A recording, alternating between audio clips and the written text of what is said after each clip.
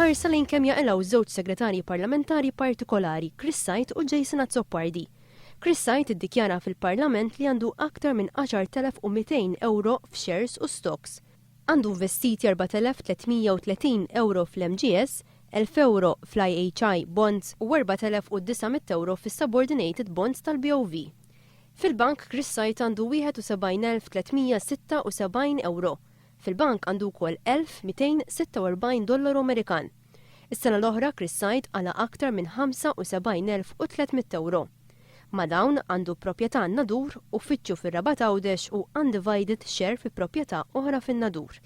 Niġu s-segretarju parlamentari Jason Azzopardi li fil-bank għandu aktar minn 37,500 euro. Is-sena l-oħra Jason Azzopardi daħal aktar minn 94,688 euro. 12,000 minnhom ġejjin mill-Uffiċċju Legali Azzopardi & Bużjetta Advocates bħala partner. Jason Azzopardi għandu 50,000 euro mislufa. Ma dawn għandu wkoll żewġ residenzi waħda f'Raħal Ġdid u l-oħra f'Santa Luċija. Għandu wkoll uffiċċju f'Raħal Ġdid u nofs undivided share fuq residenza tal-ġenituri tiegħu.